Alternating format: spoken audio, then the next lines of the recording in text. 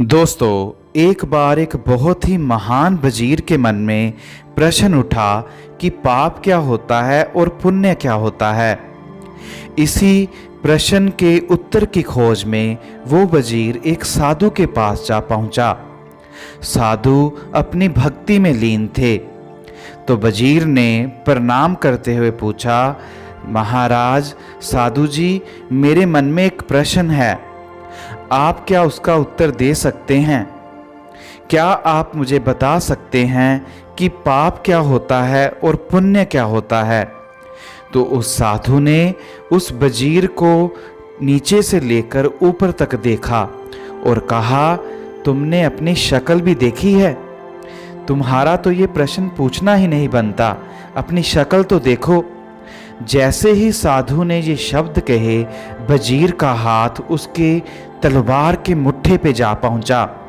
फिर साधु ने आगे से कहा, अरे तुमने जो तलवार के मुट्ठे को पकड़ा है, ये चलती भी है या इस पे जंग ही लगी हुई है?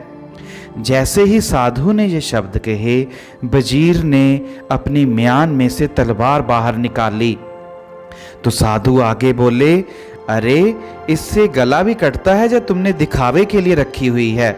जैसे ही साधु ने ये शब्द कहे, वजीर ने तलवार साधु के गले पे रख दी।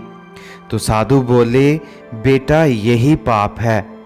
जैसे ही साधु ने कहा बेटा यही पाप है, वजीर को होश आई और उसने अपनी तलवार वापस म्यान में डाल दी। तो साधु फिर बोले, बेटा यही पुण्य है। साधु ने अपनी बात जारी रखते हुए कहा, बेटा कोई भी बेहोशी में किया हुआ काम पाप बन जाता है और पूरे होशो आवास और होश में रहकर किया गया काम पुण्य बन जाता है। जब तुमने मेरे गले पे तलवार रखी थी तो तुम मेरे शब्दों के बानों से बेहोश हो गए थे और तुमने बेहोशी में तलवार मेरे गले पे रख दी। मगर जैसे ही मैंने तुम्हारे प्रश्न का उत्तर दिया कि ये पाप है, तो तुम्हें होश आ गई कि तुम कुछ गलत कर रहे हो और तुमने तलवार अपनी म्यान में डाल दी। ऐसे ही बेटा दुनिया में सभी लोग ज़्यादातर बेहोश पड़े हैं। अगर उनको कुछ कह दो, वो शब्दों के बानों से इतने बेहोश हो जाते हैं कि वो आगे से अपने शब्द के बान दूसरे बंदे पर सरका देते हैं।